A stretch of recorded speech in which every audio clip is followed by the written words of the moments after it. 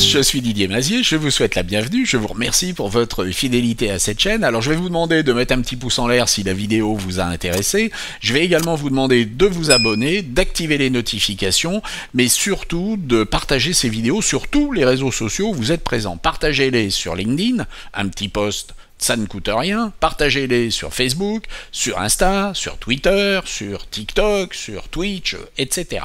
Cette semaine, nous allons voir comment réaliser un effet de gravure sur cette image.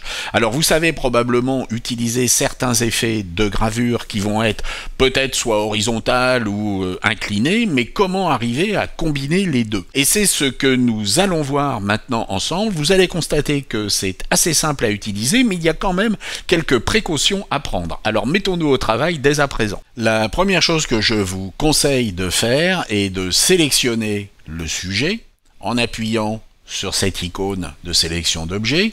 Le Finder d'objets va se mettre à mouliner et il va identifier les différents objets sur la scène. Ensuite, vous allez pouvoir survoler ces objets et en cliquant, procéder à des sélections. Pour notre exercice, nous n'avons pas besoin d'une ultime précision, mais vous pourriez cliquer sur sélectionner et masquer et affiner celle-ci. Par contre, il faut impérativement mémoriser cette sélection dont vous aurez besoin à différents moments. Nous allons donc la mémoriser et lui donner un nom. Et une fois que cela est fait, nous allons pouvoir désélectionner et puis passer à la suite. Nous allons récupérer notre sélection.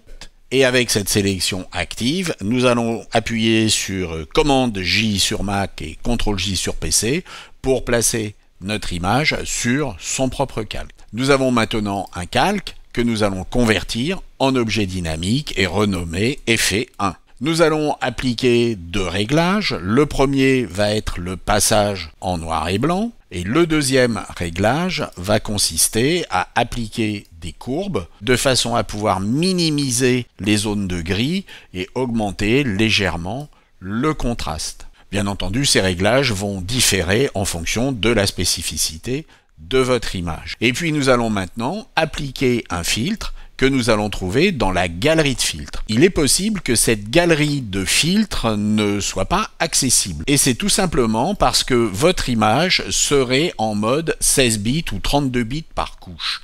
Pour donc effectuer ces réglages, notre image doit être en 8 bits par couche. Appliquons donc notre galerie de filtres et choisissons les motifs de demi-teinte avec des segments, c'est-à-dire des droites, dont nous allons pouvoir régler la taille. Et notre premier effet est maintenant appliqué. Nous pouvons passer au deuxième effet.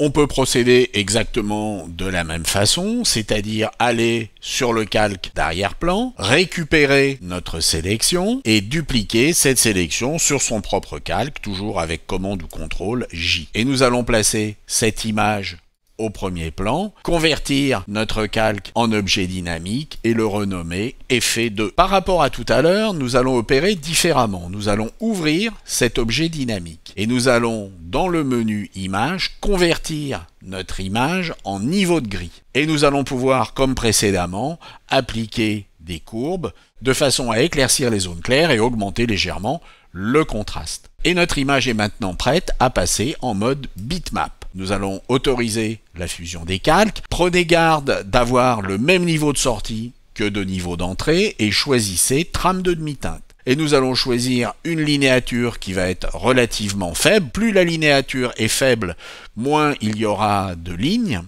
Et puis nous allons choisir un angle de 45 degrés, mais on pourrait faire varier cet angle. Et puis nous allons choisir, comme précédemment, une droite. Et nous avons maintenant une linéature avec un angle de 45 degrés. Nous pouvons refermer ce calque. Nous allons enregistrer et vous voyez que nous n'avons plus qu'à appliquer un mode de fusion, par exemple le mode produit, pour obtenir notre effet. Alors vous remarquez que nous avons ici un problème puisque lorsque nous sommes passés en bitmap, nous avons embarqué un fond blanc. Alors nous allons tout simplement récupérer la sélection que nous avons pris la précaution de mémoriser et nous allons appliquer un masque sur notre effet 2 avec cette sélection active. Et nous avons maintenant notre image qui se trouve sur un fond totalement transparent. Et nous pouvons ensuite effectuer, bien entendu, un certain nombre de réglages qui vont dépendre de votre image. Vous voyez donc que l'on va pouvoir multiplier ces effets à l'infini avec des angles de trame qui peuvent varier et obtenir au final un effet qui va se rapprocher d'une gravure. J'espère que cela vous a intéressé, j'espère que cela vous sera utile pour vos créations et puis je vous dis à la semaine prochaine. Au revoir.